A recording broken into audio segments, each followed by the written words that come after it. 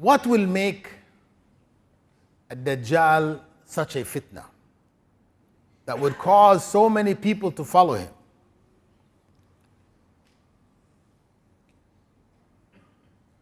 And what makes him different from the other Dajjals who came before?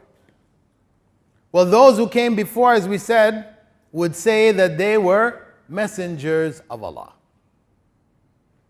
We know them as false.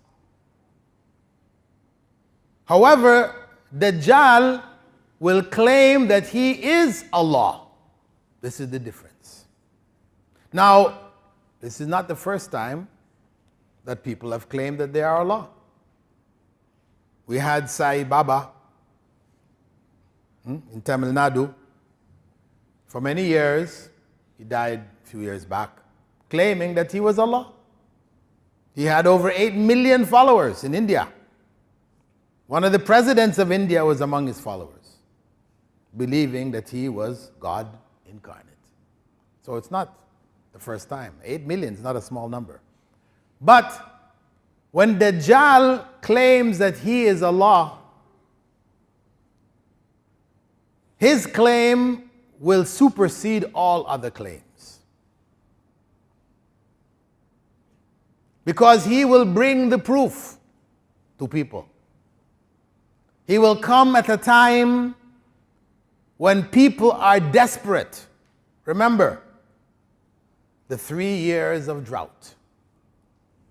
When people become most desperate for food. When he comes amongst the people, not the people he's fighting, the forces of the Mahdi, that's different, that's the battlefield. But when he enters into various lands around the earth, and he will go across the earth, he will carry with him, according to the Prophet ﷺ, a mountain of bread and a mountain of meat. Now, you might think, wow, how is that? We don't need to go into how. We don't need to go into how. The fact is, Prophet ﷺ said he will have with him a mountain of bread and a mountain of meat. At a time when the world is in a state of starvation, the drought, supplies have run out, finished. Without rain, the crops dry up. Food production stopped. People are desperate.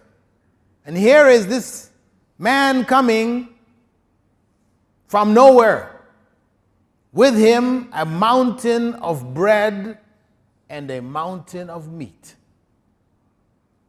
How will we be at that time? He will also have with him what appears to be gardens from the gardens of paradise,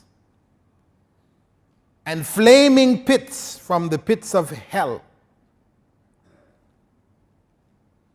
and rivers will follow him wherever he goes. One of the rivers will be white and appear cool, while the other will be liquid fire like lava or liquid metal. This is what he's bringing along with him. The treasures of the earth will come out at his command. He will command the earth to give up its treasures, and it will come out.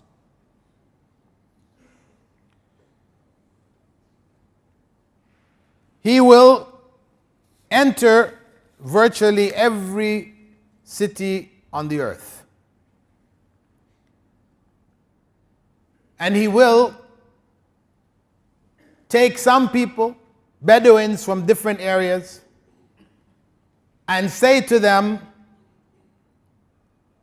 if I resurrected your parents, would you testify that I am your Lord God? And of course, if somebody says to you, I will resurrect your parents. If I resurrect your parents, will you accept me as God? Seeing all of this, that's the final stroke. How many of us would be able to say, no, I still wouldn't believe? And of course, the vast majority will say, yes, If you can do that, you have to be God. And he will then call on two from the jinn who will appear in the form of your parents. And they will say to you, follow him, my son. Follow him, for he is your Lord. And people will follow.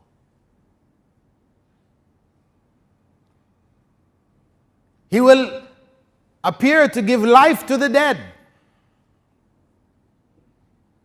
He will chop a man in half, have him sawn in half, walk between the two halves, turn and call the halves to come, and they will come back together, and he'll come running at him, smiling and falling before him.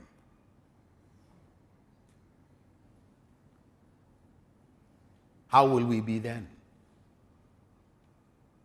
Will we be able to stand firm then at a time like that?